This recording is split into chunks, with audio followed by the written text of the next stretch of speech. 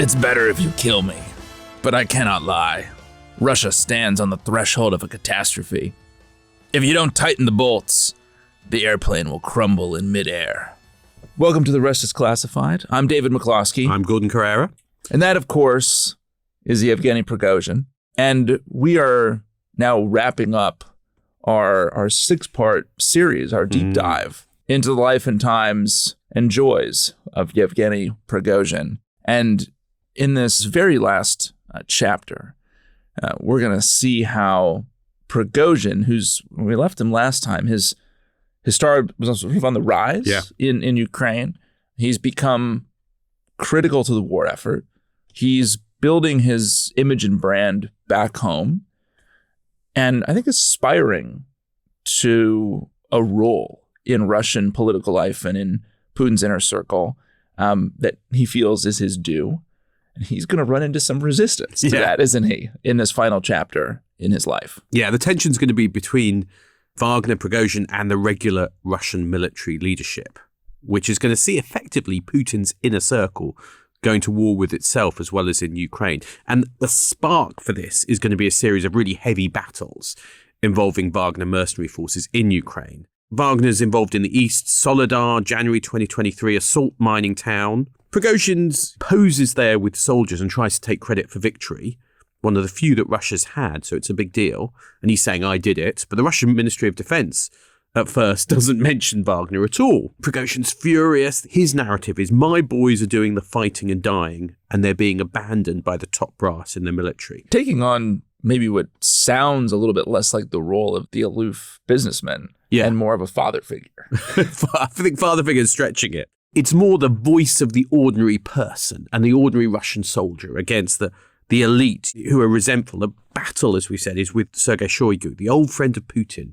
And this rivalry between Shoigu and Prigozhin goes back to 2014. Shoigu is also going to fire a deputy in the Ministry of Defense who'd been the one handing the kind of contracts to Prigozhin. So I think Prigozhin can sense that Shoigu is maneuvering against him. February 2023, there's a restriction on Wagner recruiting in prison. Other mercenary groups are appearing, some under the kind of companies that exist. Prigozhin is kind of angry. The new groups that are arriving make it feel like he's being pushed out of business.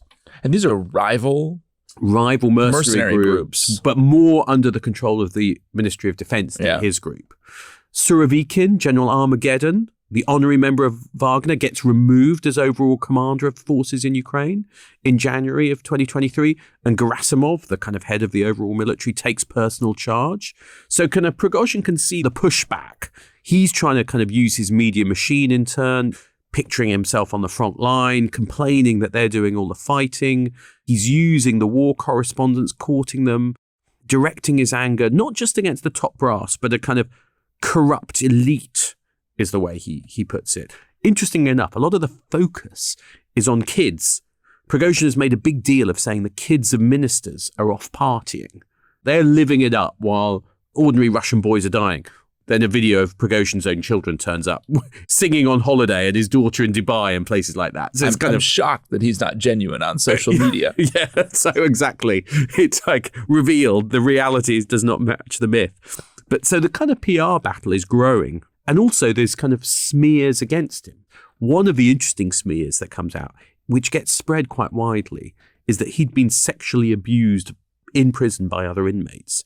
And a tattooed man says he was a crime boss back in the kind of 80s, when Prigozhin was in prison.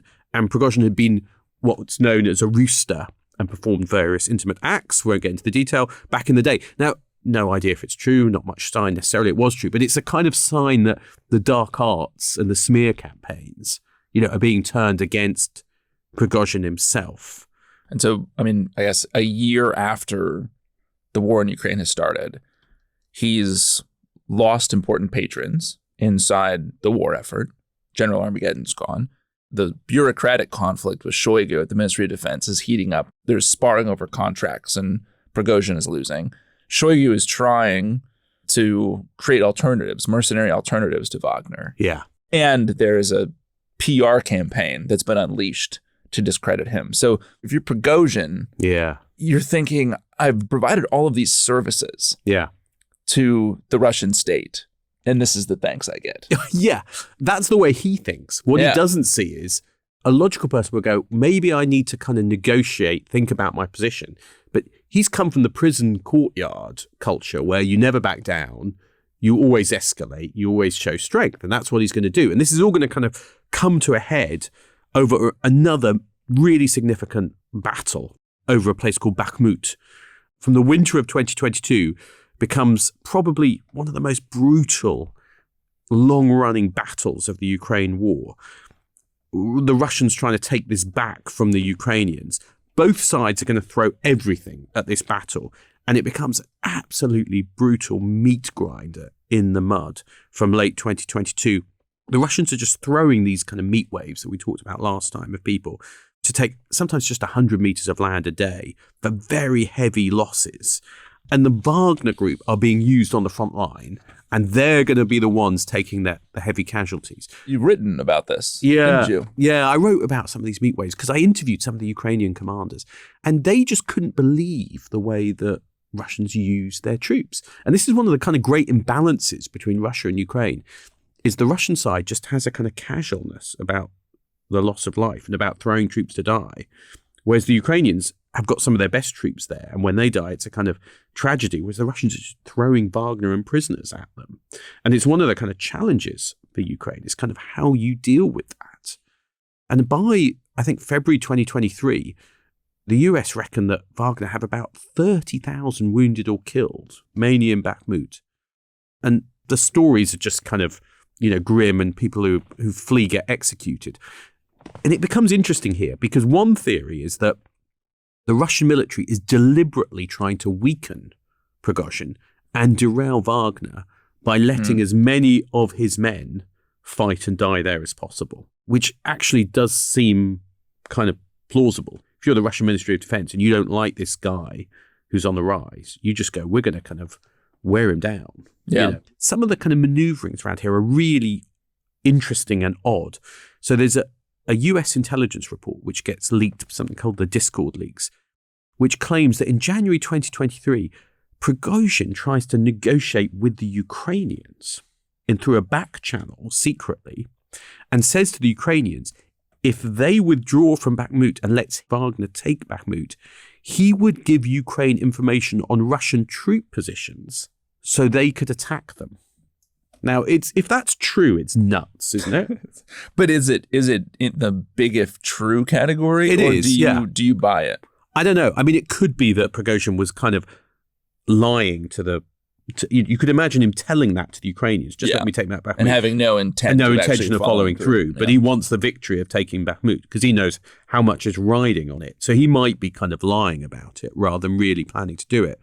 But, he's staked his reputation on taking Bakhmut, and he promises to take it by May 9th, 2023, Victory Day in Russia. It's not going well. He's thinking that he's not getting enough ammo from the Russian Ministry of Defense.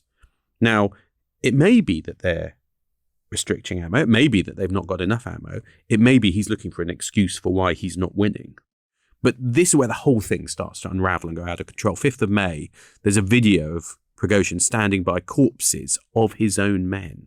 It looks dark, and he sounds kind of angry and wild. And he goes, these guys are Wagner PMCs that died today. The blood is still fresh. Now listen to me, you bitches. These are someone's fathers, someone's sons. And he's kind of screaming. And those pieces of shit, sorry about the language, that don't send ammunition, those bitches will be eating their entrails in hell. We have 70% ammo shortages.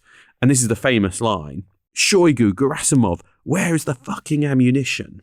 He's crossing a line here, right? He's crossing a line here. Because he hasn't done this. No. Up to this point, complaints would have been private or sort of sent through a third party to leak out, and now he's just doing it directly. And I think it's a sign of desperation. He's not winning as he'd hoped. He's losing men. He's got to blame someone. And this is a big deal because, of course, this is supposed to be the special military operation. It's not a war, but this is coming out in Russian kind of media and Russian telegram channels with pictures of dead bodies, which again, you're not kind of supposed to see. So it's kind of crazy. And then there's another video, 9th of May, complaining about the lack of shells and ammo. He's saying, they're collecting them in warehouses instead of spending a shell to kill the enemy and save the lives of our soldiers. They let our soldiers die. And the happy grandfather thinks everything is fine. That's a Putin reference right there, right? This is the thing. Who's he talking about? Because there is this kind of talk in Russia that Putin, like his critics call him grandpa in the bunker. And it's the way that aging leaders in the Soviet Union were kind of referred to as kind of grandpa. Prigozhin will later say, that he wasn't talking about Putin. He'll kind of give multiple choice answers. He will never actually say who he's referring to, but he kind of tries to point that it's Gerasimov he's talking about, the military chief. So he'll try and point away from being Putin, but a lot of people will assume it is. So something's kind of changing. Bakhmut is going to fall. Wagner are going to claim they won it. The Ukrainians are going to say it's not true. And this is basically late May of 2023 when Bakhmut falls. Yeah. And by this time, maybe 20,000 Wagner men have been killed in the battle alone. And prior to the war in Ukraine, the entire size of Wagner was like 4,000 to 5,000 people. Yeah. Right? And then it would grow to 25,000. And now they've just lost 20,000 in Bakhmut. I mean, they've grown because of the prisoners. Yeah. But it's brutal. I think this is the moment where he breaks with the Ministry of Defense, partly because it's not going well for him. And he becomes outspoken about the whole war, which is something no one is supposed to do in Russia. But he's escalating. He says the aim might have been to demilitarize Ukraine, but it's had the opposite effect. So he's now starting to criticize the overall decision-making, the strategic leadership, the kind of ideas behind the war, not just the Ministry of Defense giving him enough ammo. And he's accusing the Russian forces of deliberately killing his people. May 24th, another interview. And this interview is a big one because he kind of warns if the toll of dead and coffins for ordinary Russians continues while the elite shake their asses in the sun, then the homes of the elite could be stormed by people with pitchforks. And he singles out the daughter of Shoigu, the defense minister, who'd been spotted vacationing in Dubai with her fiancé, a fitness blogger. And he said, first the soldiers will stand up. After that, their loved ones will rise up. There are already tens of thousands of them, relatives of those killed, and there'll probably be hundreds of thousands. We cannot avoid that. This divide can end, as in 1917, with a revolution. So this is where, so throughout the series, we have used Gordon Ramsay as sort of the, a comparison point. Yeah. For what happens if a psychopathic chef no, caterer, not psychopathic. becomes a mercenary warlord. Yeah. And how the two, are not so dissimilar. And we actually, if Gordon Ramsay's lawyers are listening, we have a Gordon Ramsay quote that we've used to demonstrate that Gordon Ramsay also believes that chefs are psychopaths. Yeah. Okay. So we're on solid footing there. Yeah. But this is where I think the Gordon Ramsay comparison is already broken down. It broke down 3 episodes ago. Yeah, and but now it's definitely broken down. Now it's definitely broken down. But this behavior that we've charted here in the spring of 2023, it would be akin to Eric Prince, who's the head of Blackwater, essentially running a smear campaign against the Bush administration and the Pentagon's handling of the war in Iraq. Yeah. And a warning of a revolution. Warning of a revolution. Yeah. If the course of the war doesn't change. And, oh, by the way, this would all be happening with a relative body count in Iraq several orders of magnitude higher. Yeah. And so it'd be much more visceral at home than it ever was. That would be kind of the equivalent here. I think that's the thing. Which would be very frustrating for the White House. They would not be happy about it. They would not be happy. Because he's warning of a revolution. And it's, again, he's trying to position himself as like the voice of the masses against this elite. And he's saying we must, introduce martial law, must have mobilization. He starts saying, I shouldn't have been called Putin's chef. I should have been called Putin's butcher. And everything would have been fine. I mean, He sounds exasperated. He's exasperated, yeah. And he's pointing his anger towards kind of Putin and the overall leadership. And this is hard for Putin because Putin's, message to everyone is things are fine in Ukraine. Special military operation is proceeding, maybe not entirely as planned, but, we're going to get there. Now we get to the kind of final moments where it's really going to kind of descend because the Ministry of Defense, I think, are moving against him. Early June 10th, 2023, Shoigu, Defense Minister, orders all volunteer groups, mercenaries, had to sign official contracts with the Ministry of Defense by the 1st of July. So basically saying, we are going to bring all of these groups under our control. Now, that is basically the end for Wagner.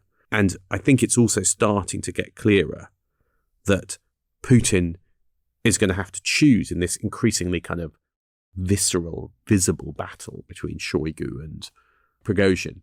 Putin's going to have to choose sides because those two are kind of warring with each other. Which is not something you want to do as the autocrat, right? We might think of a dictator as wanting to just be dictating. Yeah. But I think it's better for Putin if these courtiers understand the guardrails and kind of play by the rules, and he can kind of balance them subtly. Having to weigh in publicly in favor of one over the other. This is the sort of final fail-safe in the autocratic system. Right? You don't want it to get to this point. Yeah, but I think at this point, Putin is going to choose. And the problem for Prigozhin is he's not going to choose him. Maybe there, with this fateful choice looming, let's take a break. And when we come back, we will see how it all goes horribly wrong for Yevgeny Prigozhin.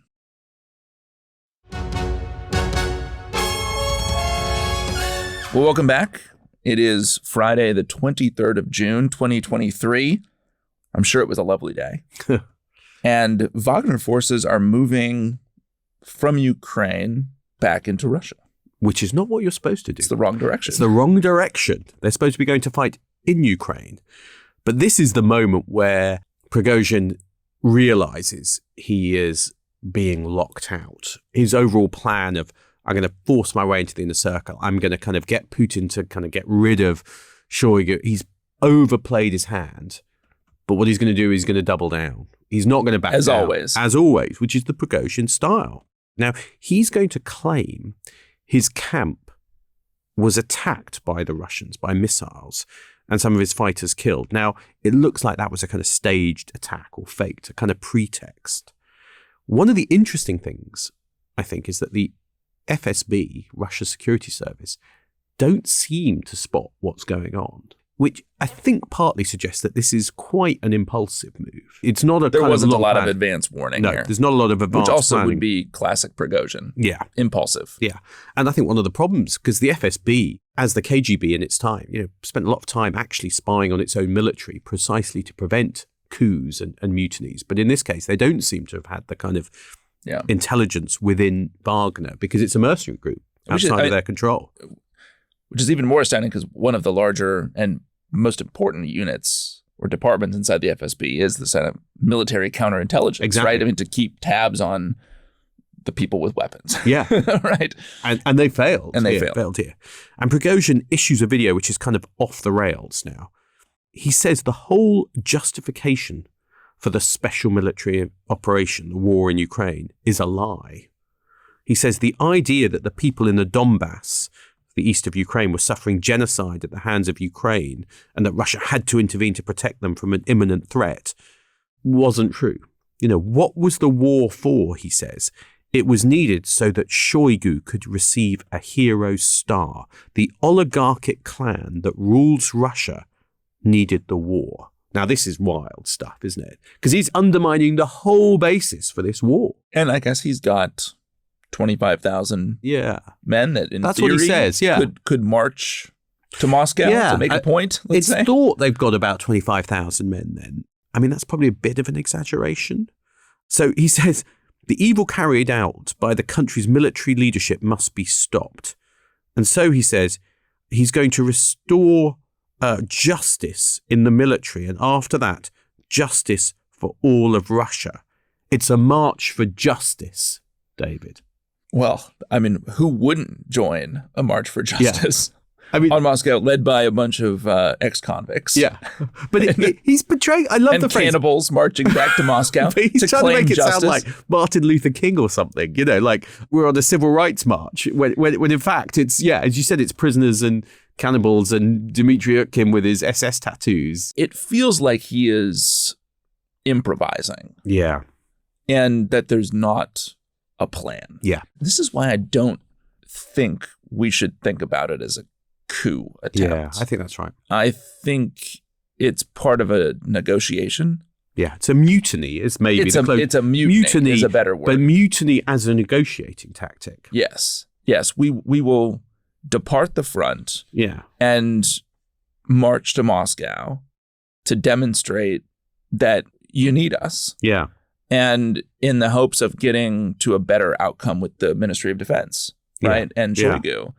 And that seems like the sort of thing that the FSB's military counterintelligence, units who would presumably be watching Wagner and have sources inside Wagner, you would think wouldn't really pick up on until it's happening. Because there's no high level plan. Yeah, there is no, I think that's right. There's maybe not even the concepts of a plan. Although I do love this fact. His mother, Violetta, who we encountered at the start of the story, will later say that when we saw each other before the march, I told him, Xenia, that's his nickname, only people on the internet will support you. No one will go with you. People aren't like that now. No one will come out to the square. Her son replied, no, they will support me. Now, I don't know whether she's misremembering that, but I love it. Only people on the internet will support me. Just people on the internet. It's like the Twitter trolls will support me. Yes. I'll get loads of likes, but no one's going to come out and march. And then this leads us to Saturday, the 24th of June. And that is, I can remember this vividly because I was in the BBC that day in the newsroom covering this. And it is one of the more memorable days. It was one of those days where you thought history could turn. This could be the day. And as the day starts and as it unfolds, where you think this could be the day that Putin is removed from power, in which there's a coup in Russia, in which a civil war starts in Russia. As the day was unfolding, you genuinely didn't know what was going to happen or where it was going to end. Because Wagner forces have moved into Russia. They take the military headquarters for the Southern Command of Russia, which is in Rostov-on-Don. Best guess is there's about 8,000 troops, from Wagner who have taken this. Now, the public, it's so interesting. They don't know what to make of it in the city because ordinary life is going on. Wagner troops are now occupying the city and people are asking for selfies with Prigozhin when they see that. They're like, it's Prigozhin. He's the kind of nationalist hero. And he appears in Rostov in a number of videos. And it's a weird scene because the kind of police are there as well. And also some of the regular Russian military. It would be confusing. It's just confusing. No one seems to know what to do. And one of the soldiers asks, Prigozhin, what are you doing here? And he says, saving Russia, which is his line. But it's interesting. There's no resistance, which also leads to some, wonder, is there some collusion? I think this is the key fact. Actually, the regular Russian troops don't want to fight Wagner. Why would you even assume that he's attempting a mutiny at this point? But even if he is, do you want to fight him? He might be the winning side. And I think what we'll see during this day is lots of people basically stand on the sidelines. In a way, his mother is right when she says no one will go with you. But it's also true, they're not with Putin. They're not kind of protesting or fighting him. So they are basically, everyone is standing on the sidelines waiting to see how this plays out. So the Kremlin, on Saturday is trying to work out how to respond. One of the most interesting things, video by General Surovikin, who we've mentioned a number of times, General Armageddon. Now, he is an honorary member of Wagner. The Kremlin get him to do a video in which he says, I urge you to stop. Now, when you look at that video, I remember watching it on the day, it looks like a hostage video. He is in a kind of blank room reading to camera going, I urge you to stop. And that might just be the natural, sunny, charming personality of General Armageddon. But I think US intelligence is later going to think he had advance warning. And I think there is a very logical possibility, which is that Prigozhin is thinking, I'm going to end up Ministry of Defense. Surovikin, I'll make the head of the armed forces. They're in cahoots. But the Kremlin have got to Surovikin first and said, you're going to make this video. There's no way that's going to happen. Now, crucially, at 10 o'clock in the morning on the Saturday morning, Putin comes out and he denounces those stabbing Russia in the back at a time of war. This is exactly the kind of blow that was dealt to Russia in 1917 when the country was fighting the First World War, he says, warning about civil war. And he says there's going to be a counterterrorism regime in Moscow. And the organizers of this mutiny have betrayed their own people and their country. And this is a disaster for Prigozhin, because if the point is negotiation, pressure on Putin to kind of get him to get rid of Shoigu, it's failed. And let me guess, Gordon, for once in his life, Yevgeny Prigozhin just turns around and backs down, He right? backs down. He goes, yeah, okay, I'll go back. No, Instead, just keep on going. He keeps on going because he sends a military convoy of Wagner up the M4 motorway from Rostov to Moscow, to the capital. He must be hoping that on the way, the army, the National Guard maybe will join him. I mean, Moscow seems paralyzed, I think, at this point, because one of the problems is they don't actually have defenses set up to stop a mercenary force. Where's Putin? I mean, he's done this address, but everyone thinks Putin's maybe fled just in case they make it. I mean, there's all these kind of mysterious questions about, are there private jets flying out of Moscow, which belong to oligarchs and others? Is Putin's presidential jet heading for St. Petersburg? No one knows. Putin, throughout the conflict, has sort of floated around. Yeah. Right. Regularly. Yeah. Down at the Black Seas, in Moscow. He's up. I mean, he has, place in St. Petersburg too. So yeah, could just be. Yeah.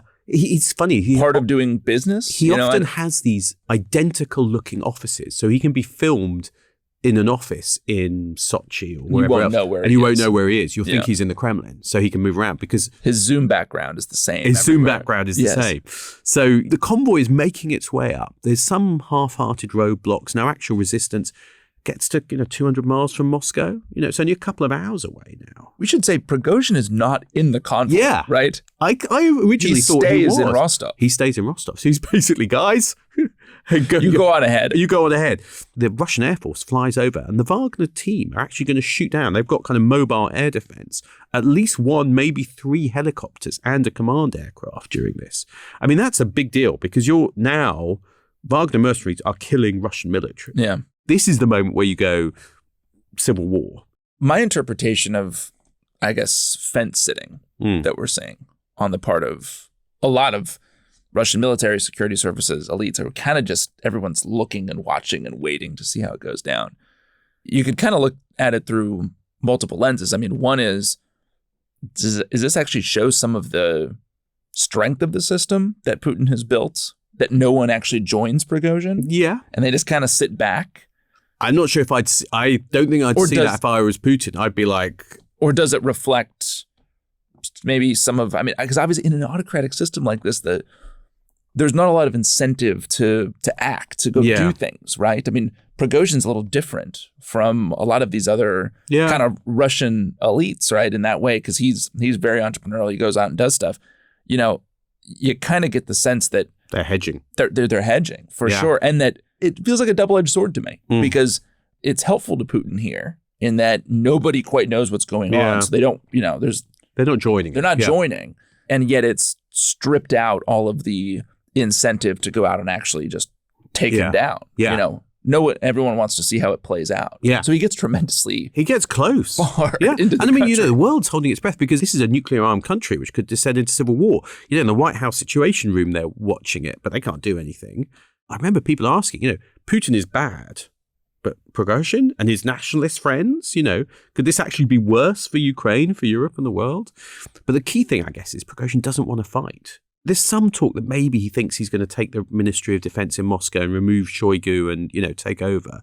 But he's actually on the way. He's still trying to negotiate. This is a negotiating strategy rather than a coup. So he's calling Putin, or he's trying to call Putin, and Putin's not taking his calls. And then crucially, the person who gets involved is Lukashenko, the president of Belarus. And he's got good contacts with both. So he becomes the kind of intermediary. And Lukashenko tells Prigozhin that Putin will not meet with him nor surrender Gerasimov and Shoigu. And Prigozhin supposedly says, but we want justice. They want to strangle us. We will march on Moscow, says Prigozhin. Halfway there, you'll be squashed like a bedbug, Lukashenko replies. So finally, Prigozhin is being told and being warned, don't keep escalating, because if you do, you're going to get squashed. Do you think Prigozhin was on drugs? I think that is entirely plausible. Isn't it? I mean, it could be.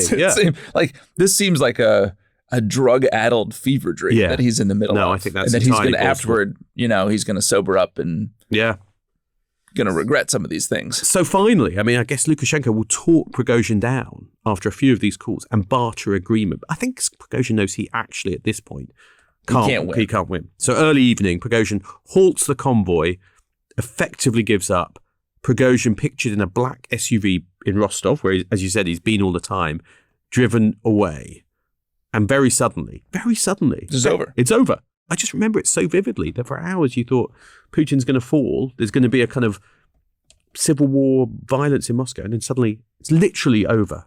It's amazing. And a deal struck. And the deal is essentially that Prigozhin will agree to go with any of his men who want to go to Belarus, where they'll be able to set up camp. I guess on the face of it, it's not a bad deal for a mutineer. No, I mean, I think it's an amazingly good deal, isn't it? No criminal charges at this point. Immunity. I mean, you've led a mutiny and you're getting immunity for all those involved. You know, I think it's a sign of Putin's weakness at that moment because he just doesn't, Putin's been a bit paralyzed in the day. And I think Putin doesn't want to push things too far and actually have a rebellion. So on the 26th, so just a few days after, Putin gives a public address to explain it. He's angry and he'll say that many men were led astray. He reaffirms they'll now have to sign contracts with the military. Yeah. Still doesn't name Prigozhin, though. He still can't quite destroy him. Because after all, I think, he's very popular. He's got a lot of fighters, got a popular in the nationalist community. His men are doing kind of important work in Africa. So I think, he can't do anything, or at least not yet. I guess it is maybe one of the bigger unanswerable questions around this whole affair is how close they were to some kind of civil conflict. Yeah. Because if you look at Prigozhin's behavior through the lens of someone who's maybe drug-addled, but certainly making some very impulsive decisions. Yeah. From Putin's standpoint, it could make sense to just kind of like, okay, this guy kind of burned out, all the steam burned out of this thing. He came to his senses before we had to smash him. To take Lukashenko's point, don't make us actually have to smash you because we will and we can. He doesn't get what he wants, right? He doesn't. He still has to sign a contract with the MOD. And Shoigu and Gerasimov are still there. You need to give him a deal good enough for him to take so that you can deal with him exactly. later. I think that's the key, is that I think the Kremlin knows it's got to deal with him, but it's going to deal with him slowly, and carefully.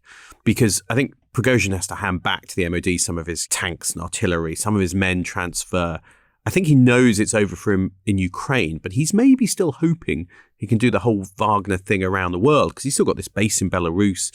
But the problem for the Kremlin is that they're going to know that he's got this base, and I think they're going to start to discredit him. There's this fascinating poll that, so as you get to June 2023, 58% of Russians fully or partially approve of Prigozhin. So that's in the run-up to the coup. Afterwards, it's going to drop to 29%. But if you think 58% is really high approval rating, but 29% after the coup. So after he's led a mutiny against Putin, 29% of Russians still, polling in Russia, let's be honest, it's a bit wobbly. Also, 58% doesn't seem high for a Russian leader. It seems like the polls would show much higher numbers. But I just think, 29% fully or partially approve after the coup. So I think Putin is kind of calculating, I'm going to put the squeeze on him, but I'm not going to kind of just go after him in one move. So they're kind of starting to dismantle his business empire. They're dismantling the media empire. They're forcing things to be sold. They're closing down some of the propaganda outlets. So he's only left with, his Telegram channel. There's going to be a campaign to discredit him. The Russian security services raided his house on the day of the mutiny, unsurprising, in St. Petersburg. And then photos are going to come out which reveal the luxury he lived in. His private swimming pool, the helipad, the sauna, the gym, the medical office. The man of the people image is kind of exactly being diminished. Yeah. The idea he's the man of the people versus the corrupt elite. This is where we get the pictures of him with all the wigs, because those get released. But there's also, the Sacha Baron Cohen dictator wigs, which we looked at last time. Because he had the wigs. One of the pictures is of the wigs in a big kind of cabinet, right? Like his storage, his disguise cabinet. Yeah. Which we've all got in our houses. You must obviously, have one, David. Obviously. And they find stashes of gold bars, a stuffed alligator, and a framed photo which is purported to show the severed heads of exiled enemies of Prigozhin. And also, in his own house, a giant sledgehammer with the inscription, "For use in important negotiations." It's like, he's almost like a kind of parody of himself when you see the reality. I was going to say, he's gotten high on his own supply. He's gotten high on his own supply. And it also makes me think how different the Russian approach to diplomacy is, because he's got the sledgehammer. And in U.S. embassies, in some U.S. embassies, they'll sell in the store a special bourbon that's called liquid diplomacy. I think the Russians would also approve of that kind of diplomacy. Yeah, but the Prigozhin ways, we don't have sledgehammers going for a negotiation. If any American diplomats are listening, I would heartily approve a sledgehammer as so. I think the squeeze is on. He's flying around now, from Belarus to St. Petersburg. It looks like he's just desperate to keep some of his business going round, but he's starting to lose the contracts, including catering, for the Ministry of Defense and schools. They didn't keep him on the catering They didn't contract. keep him on the catering contract. And Africa is his kind of last hope, I think. So the Russian foreign minister, Sergei Lavrov, gone around Africa to reassure leaders that, they'll still get the support from Moscow even after the Wagner thing. But Prigozhin is still going out to Africa himself to try and get new deals. So he's still kind of pitching, it looks like, that he can, to Niger, he can send thousands of fighters. Mid-August, looks like he was in Mali, Central African Republic. There's one video of him in the desert with a rifle. But even there now, it looks like he's being kind of shut out of contracts. The squeeze is on. And I guess he's lost that luster of the, even if Moscow isn't the one directing him to go get these contracts, a lot of his African clients would have signed up because they presume that he's got the in with the Kremlin. And now they know. They know he's not. Yeah. He sees his mother that summer, Violetta. When I last saw him, he looked doomed, she will say. I think Mama Prigozhin might be filtering a lot of these quotes back through what's happened since. Yeah, I agree. I'm not sure. I think he probably thought he could keep going, or he hoped he could. Yeah. Yeah. But then August 23rd, 2023, 5:46 p.m., executive jet, tail number RA02795 lifts off from Moscow's airport, heading for St. Petersburg. Now, there had been an inexplicable delay for some repair work, strangely, David, just before the plane takes off, according to one of the crew, cabin stewardess, Kristina Raspopova, in a text message to her family. And there are also reports that 2 potential buyers for the jet had been on board an hour just before it departed. Suspicious, perhaps, some might say in hindsight. But the plane soon reaches its cruising altitude of about 30,000 feet. Just after 6 o'clock, suddenly goes into a steep dive. Eyewitnesses on the ground say they hear 2 explosions, see the plane falling, disintegrates in the air, losing one wing and part of its tail. No time even for a mayday call. Crashes nearby a village. Flames, smoke rising from the field. Now, this is interesting. All 10 people die, including the pilot, the co-pilot, the stewardess. Obviously, entirely innocent. But the passengers, of course, include Prigozhin himself and Dmitry Utkin, our SS-loving friend, and the head of security and logistics for Wagner, along with 2 of Wagner soldiers and 2 of Prigozhin bodyguards. It wipes out, basically, the leadership. Feels like a mistake to have the entire leadership of Wagner essentially flying together. Yeah. 2 months to the day since the mutiny. There's some speculation, that a missile took it out. Putin will suggest the crash was caused by Prigozhin and other commanders drinking and using drugs, back to your point, while juggling grenades on board, which... this gets back to the... nothing is true and everything is possible. Yeah, he can say that. Yeah, right? It's just you just make something else that's totally ludicrous, and then feed that into the state media, and there you go. Yeah. There's but almost everyone thinks it's a bomb. I mean, there are these theories that it was faked. There seems to be a theme in our podcast. People think someone's not dead who is dead. We've had it from everyone from Edward Lee Howard to Tupac. Yeah, he's gone with Tupac. Yeah, he's actually alive and living in Cuba or Venezuela. No, but he's dead. He's dead. He's dead. And I guess it must have been elements of or contractors working for the FSB. Yeah.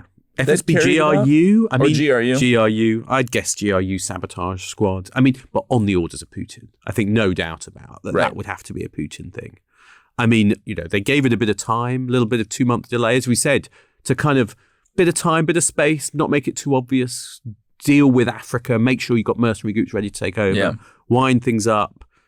I think it's also Putin is, trying to work out what are the risks of taking him out?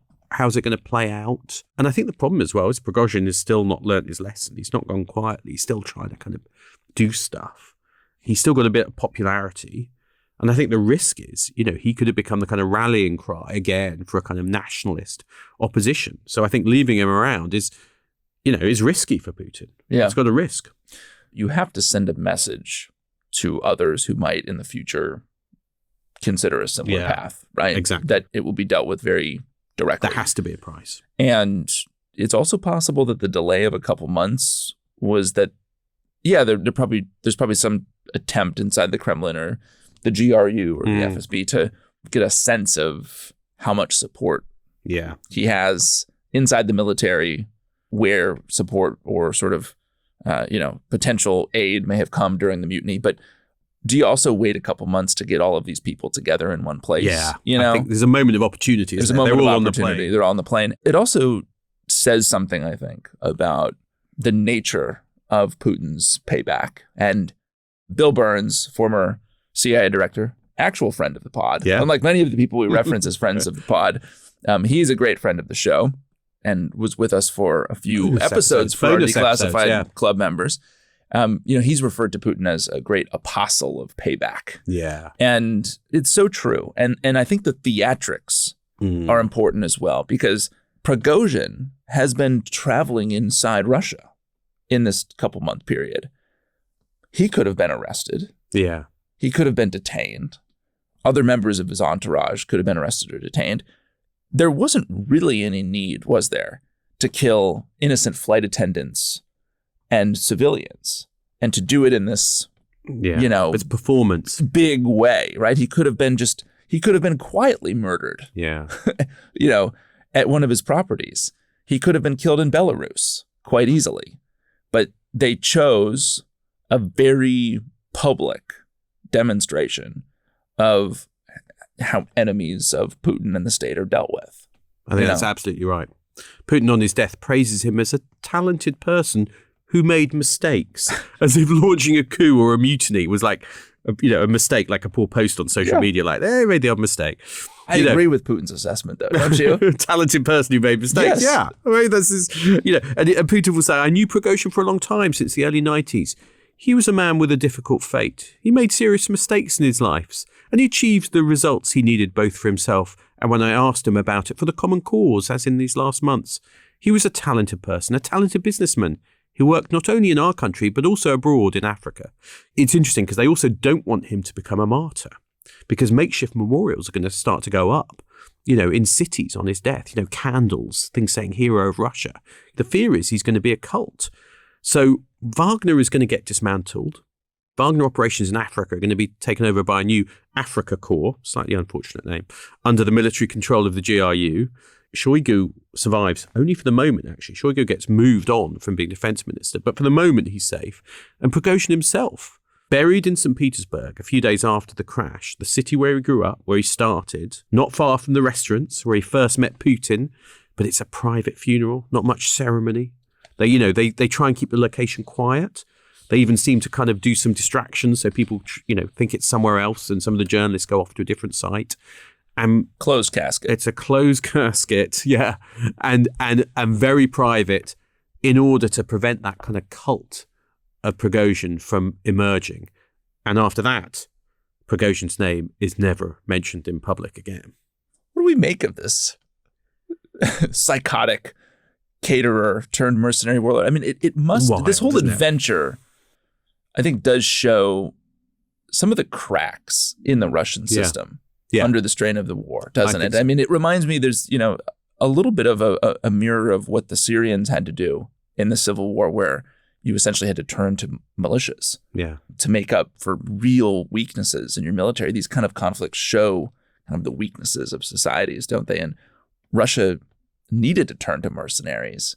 And this is a mercenary who sort of wanted to become something much bigger than himself, and exposed, really through a system that had kind of been in balance before the war into a tremendous amount of imbalance, at least for a period of time. Yeah, I think that's absolutely right. It's a wild story about one individual and ambition and ruthlessness and violence, but it does tell you something about Putin's Russia. I think it does tell you that the system is creaking, and Putin projects himself as this person who brought stability after the kind of chaos of the 90s. And yet, here he is with kind of mutiny and coups because partly he failed to manage that court and because people got too big for their boots, like Prigozhin. So there's a world of kind of rivalries and power and tussles for power beneath the surface of what looks like a kind of autocratic system, which were revealed by Putin under that pressure of war and mobilization. And yeah, Prigozhin got out of hand and he had to be reined in.